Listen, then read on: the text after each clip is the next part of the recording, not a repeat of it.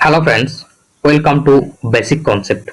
आज हम लोग डिस्कस करेंगे बेसिक इलेक्ट्रिकल की जो इम्पोर्टेंट एमसीक्यू है, जो कि कोई भी इलेक्ट्रिकल गवर्नमेंट एग्जाम के लिए बहुत ही इम्पोर्टेंट है, वो देखेंगे।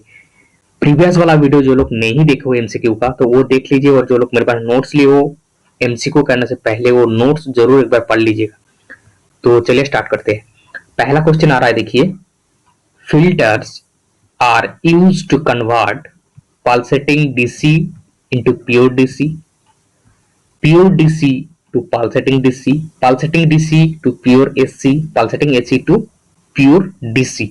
तो यहाँ पे जो फिल्टर का काम होता है वो होता है pulsating DC signal into a pure DC signal. ठीक है, डीसी टू डीसी होता है, यानी कि ऑप्शन ए आ रहा है, pulsating DC to pure DC. जो लोग मेरा नोट्स लिए हो, सारे कन्वर्टर को मैं एक जगह पे लगा दिया हूं। क्या क्या कन्वर्टर होता है मैं एक बार दिखा देता हूं। देखिए, एक होता है, देखिए, एसी टू डीसी।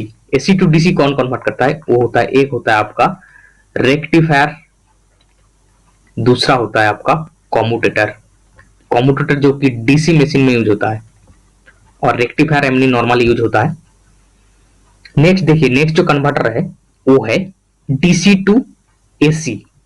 ठीक है, डीसी टू एसी जो कौन करता है? वो करता है आपका इन्वर्टर।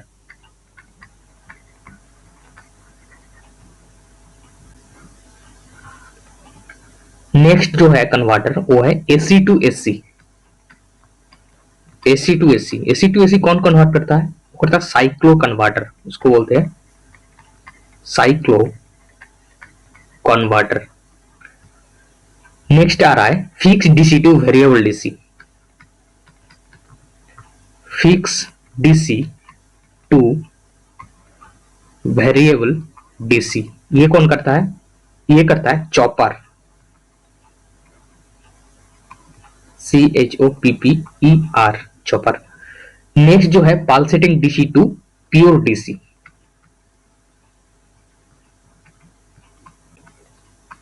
टू प्योर डीसी, तो प्योर डीसी ये कौन करता है? ये करता है फिल्टर।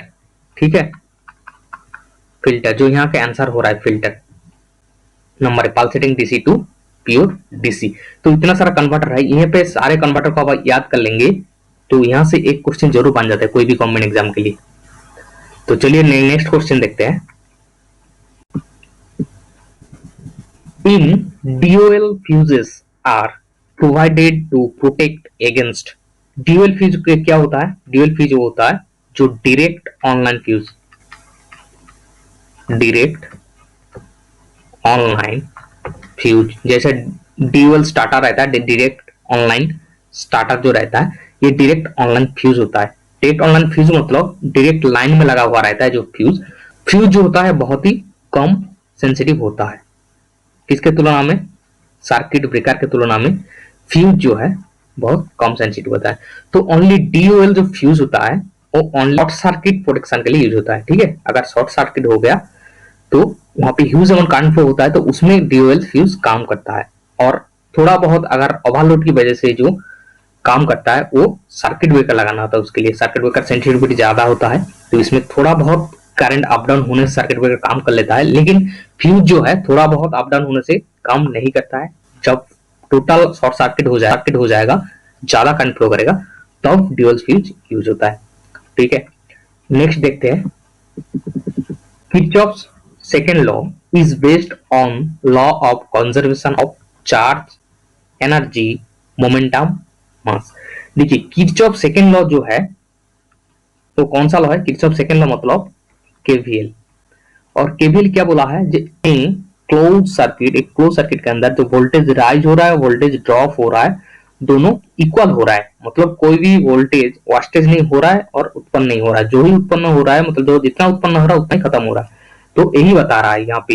तो यहाँ पे केवीएल में वोल्टेज जो है ये कंजर्वेटिव हो रहा है। ठीक है, और कंजर्वेटिव नेचर जो हो रहा है इसमें एनर्जी हो रहा है। एनर्जी के साथ वोल्टेज का एक रिलेशन है, वो है voltage equal to energy divided by unit charge. Per unit charge में जितना एनर्जी कंज्यूम होता है उसको हम लोग वोल्टेज बोलते हैं। तो वोल्टेज के साथ साथ एनर्जी का एक डायरेक्टली प्रोपोर्शनल रिलेशन है। तो यहां से आप बता सकते हो केवीएल जो फॉर्मूला है वो based on the laws of conservation of energy. Okay, तो नेक्स्ट देखते हैं। और carbon resistor what is the colour of 5। देखिए, कार्बन रजिस्टर का जो रेजिस्टेंस होता है कलर कोड के हिसाब से होता है। ओके, और कलर कोड कैसे दिया जाता है? कलर कोड ऐसे दिया जाता है, देखिए, जो मान लीजिए कोई रेजिस्टेंस है, कार्बन रेजिस्टेंस मार्केट में जो मिलता है, 2 टर्मिनल रहता है और यहाँ पे ऐसा एक पट्टी रहता है, 3-4 कलर का पट्टी रहता है। ठीक है, ये पट्टी जो कलर बैंड बोलते हैं इसको, कलर बैंड। तो ये कलर बैंड का मीनिंग होता है। ठीक है, तो कौन सा कलर बैंड का कितना वैल्यू है, मेरा चैनल में जाइए, वहां पे जाके जो ट्रिक्स वाला वीडियो है, इलेक्ट्रिकल ट्रिक्स वाला जो वीडियो है, वहां पे देख लीजिए। रेजिस्टेंस कलर कोड के लिए जो ट्रिक्स लगा दिया हूं, V Roy going to Bombay. Okay, तो यहाँ पे देखिए BBROYGB ऐसा है, मतलब यहाँ पे 10 का पावर 0 हो रहा है, 10 का पावर 1, 10 का पावर 2, 10 का पावर 3, 10 का पावर 4 और यहाँ पे G पे यहाँ पे 10 का पावर 5 हो रहा है। ठीक है, तो कलर कोड 5G में आ रहा है, ग्रीन में आ रहा है। ओके, ग्रीन में आ रहा है, तो यहाँ पे जो ऑप्शन आंसर होगा ये होगा ग्रीन, 5 कलर कोड का ग्रीन। येलो अगर होता तो यहाँ पे 4 हो जाता।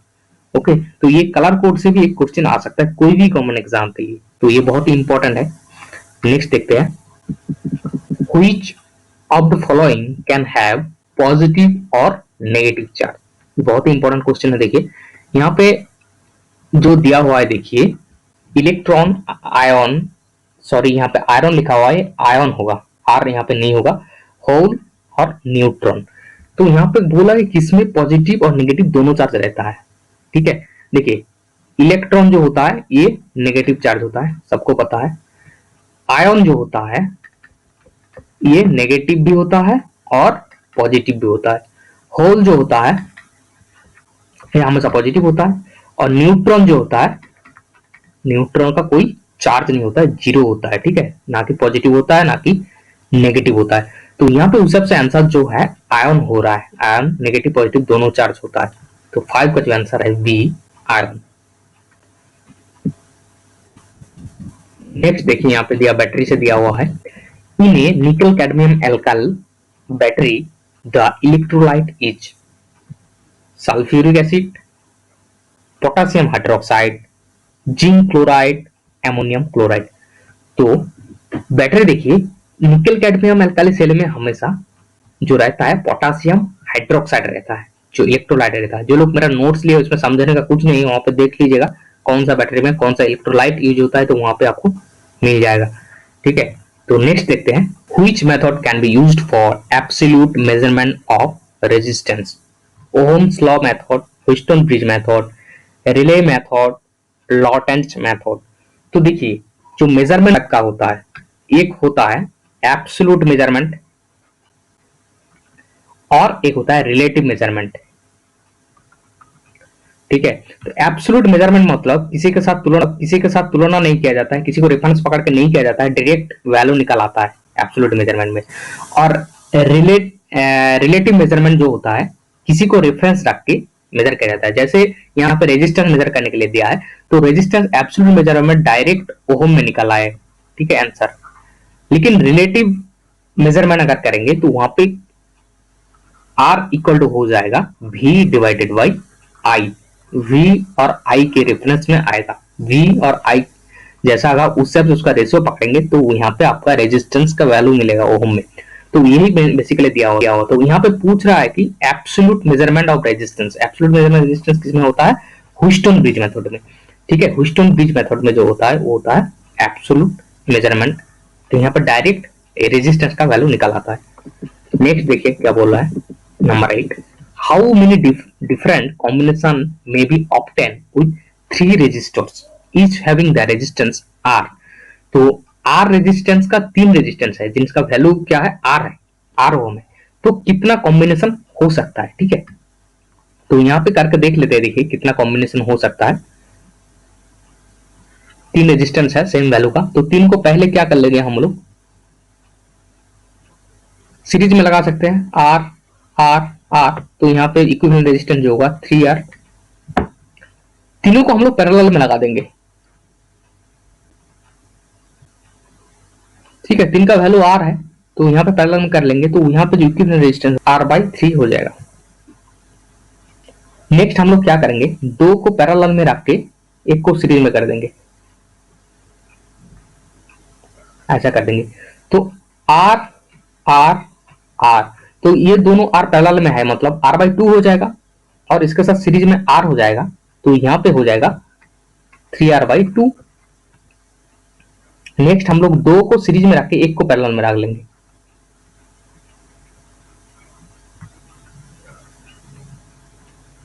तो R R R, तो 2 R R मिलके यहाँ पे जो इक्विवेलेंट हो रहा है ये दोनों में 2R हो रहा है, और 2R के साथ R पैरेलल में है, तो 2R के साथ R पैरेलल है, मतलब R into 2R divided by 3R। तो यहाँ पे R R काट जाएगा, तो यहाँ पे हो जाएगा 2R/3। तो यहाँ पे देखिए 4 टाइप का कॉम्बिनेशन आ रहा है, और कोई कॉम्बिनेशन पॉसिबल नहीं है 3 रेजिस्टेंस में। एक कहता है 3R, एक हो रहा है R/3, एक हो रहा है 3R/2, और चौथा जो हो रहा है 2R/3। तो मेनली ये 4 आपको कॉम्बिनेशन देखने के लिए मिलेगा। तो 8 का जो ऑप्शन हो रहा है वो हो रहा है B4। नेक्स्ट देखते हैं, नेक्स्ट जो है देखिए, a drawn wire of resistance 25 ohm is further drawn so that its diameter become 1/5, its resistance will now be। तो एक वायर है जिसका रेजिस्टेंस दिया हुआ है 25 ओम, तो उसको खींच के ऐसा कर दिया कि उसका डायमीटर 1/5 हो गया। तो अब पूछ रहा है कि रेजिस्टेंस कितना है, ठीक है। तो यहाँ पे कैसे करना है, देखिए पहले केस में, देखिए पहला केस में क्या था, पहला केस में हम R1 ले लेता हूं, R1 equal to rho L divided by A। A means area, area means यहाँ पे सिलेंड्रिकल दिया हुआ है, डायमीटर बता रहा है मतलब सिलेंड्रिकल है, तो pi D square divided by 4, D1 यहाँ पर ले लेते हैं पहला केस में बाई 4। तो यहाँ पे थोड़ा सिंप्लीफाई कर लेते हैं, रो L 4 divided by pi D1 square. Okay, तो यहां पे एक चीज देखिए, ये जो 4 पाई एल और पाई जो दिया हुआ है ये कांस्टेंट है, ठीक है। यहाँ पे देखिए ड्रॉ हो रहा है, मतलब लेंथ बढ़ना चाहिए, लेकिन यहाँ पे लेंथ के बारे में कुछ पार्टिकुलर बताया नहीं है, ठीक है, कितना लेंथ लिया है। तो यहाँ पे हम लोग सेम लेंथ को लेके चलेंगे, ठीक है।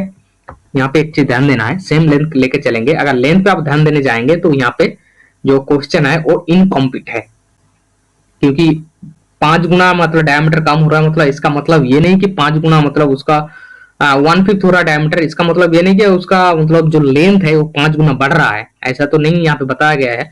तो उस हिसाब से भी नहीं भी होता है ऐसा, ठीक है। तो इसीलिए हम लोग एल को यहाँ पे कांस्टेंट पकड़ेंगे, ठीक है। तो यहाँ पे कांस्टेंट पकड़ेंगे, तो यहाँ पे एक कांस्टेंट को मान लीजिए एक नाम दे दिया के, तो K divided by D1 square, R1 equal to. तो सेकंड केस में क्या बोला है, R2 इक्वल टू, यहाँ पे देख लेते हैं, सारे चीज सेम रहेगा, मतलब के रहेगा। डायमीटर को क्या क्या 1/5 कर दिया, मतलब D1 जो था उसको हम लोग D2 कर देंगे। देखिए D1 जो था उसको D1 डिवाइडेड बाई यहाँ पे कितना कर दिया, 5 कर दिया, यहाँ पे स्क्वायर कर दिया। तो इसको सिंप्लीफाई करेंगे तो 5 स्क्वायर ऊपर चला जाएगा, तो 25 के डिवाइडेड D1 स्क्वायर। तो देखिए ये जो है k बाई D1 स्क्वायर, ये इक्वल टू कितना हो रहा है, 25 इंटू ये मतलब R1 हो रहा है आपका, R1 मतलब R2 इक्वल टू जो नया रेजिस्टेंस आ रहा है R1 के 25 गुना है, और R1 का वैल्यू कितना था, 25 था, तो 25 इंटू 25, तो वैल्यू है 625 ओम। ओके, R2 का आंसर हो रहा है, मतलब 9 का आंसर हो रहा है 625 ओम, यानी कि ए। ओके, ये समझ में आया। ये फिर भी मैं एक बार बता देता हूँ कि लेंथ जो है, लेंथ के बारे में कुछ बताया नहीं है यहाँ पे। अगर बता देता तो ये जो प्रॉब्लम है काफी बड़ा हो जाता और उस हिसाब से करना पड़ता, लेकिन यहाँ पे कुछ बताया नहीं है, मतलब आप इग्नोर कर सकते हो उसको, मतलब कांस्टेंट पकड़ सकते हो। नेक्स्ट देखते हैं। Certain substances lose their electrical resistance completely at finite low temperatures. Such substances are called। देखिए, यहाँ पे दो लॉजिक लगा सकते हो। एक तो बता दें इसका, देखिए certain substance lose their electrical resistance completely, मतलब पूरा जो रेजिस्टेंस है, रेजिस्टेंस टेंड्स टू जीरो हो रहा है, ठीक है, लॉस कंप्लीटली, मतलब रेजिस्टेंस पूरा लॉस कर रहा है सर्टेन टेम्परेचर में। तो ये अगर लॉजिक लगा कर सकते हो तो ये किसका होता है, ओनली होता है सुपर कंडक्टर का, ठीक है। 10 का ऑप्शन आंसर हो रहा है बी, सुपर कंडक्टर। लेकिन दूसरा लॉजिक भी यहाँ पे लगा सकते हो, जो लॉजिक मैं बता रहा हूँ, देखिए रेजिस्टेंस के साथ टेम्परेचर का एक रिलेशन है, ठीक है। अगर रेजिस्टेंस के साथ टेम्परेचर, रेजिस्टेंस बढ़ रहा है टेम्परेचर भी बढ़ रहा है, रेजिस्टेंस घट रहा है टेम्परेचर घट रहा है, तो उसको हम लोग बोलेंगे PTC, positive temperature coefficient of resistance. तो ये किसका हमेशा देखा जाता है, ये कंडक्टर का देखा जाता है, ठीक है। और यहाँ पे देखिए जो ऑप्शन दिया हुआ है, यहाँ पे डाइलेक्ट्रिक है, सुपर कंडक्टर है, सेमीकंडक्टर है, परफेक्ट कंडक्टर है, लिख सकते हैं, क्योंकि परफेक्ट कंडक्टर बिल्कुल कोई कंडक्टर नहीं होता है। तो उस हिसाब से हम लोग ये देखिए, टेम्परेचर के साथ साथ, लो टेम्परेचर के साथ साथ इसका रेजिस्टेंस भी लो हो रहा है, तो मतलब पीटीसी में आ रहा है, तो कंडक्टर है ये, मतलब डाइलेक्ट्रिक यहाँ पे नहीं होगा, सेमीकंडक्टर नहीं होगा, परफेक्ट कंडक्टर पॉसिबल नहीं है, तो ऑप्शन जो बच रहा है बी हो रहा है। तो दोनों लॉजिक लगा कर सकते हो। मेरे हिसाब से पहला वाला लॉजिक जो है वो ठीक था कि सर्टेन टेम्परेचर में यहाँ क्या बता दिया है, तो इलेक्ट्रिकल रेजिस्टेंस जो है पूरा का पूरा लॉस हो रहा है, तो मतलब पूरा पूरा कंप्लीटली कंडक्टर की तरह बिहेव कर रहा है, ठीक है। तो इसीलिए ऐसा कर सकते हो। तो चलिए इस वीडियो में इतना ही। नेक्स्ट वीडियो में हम लोग 11 से लेकर स्टार्ट करेंगे। और अभी तक मैं बता रहा हूं, जो लोग थ्योरी नहीं पढ़े हो, थ्योरी अच्छे से पढ़ लीजिए, उसके बाद एमसीक्यू में आइए, क्योंकि एमसीक्यू एक बार करने लगेंगे तो आप थ्योरी नहीं पढ़ पाएंगे।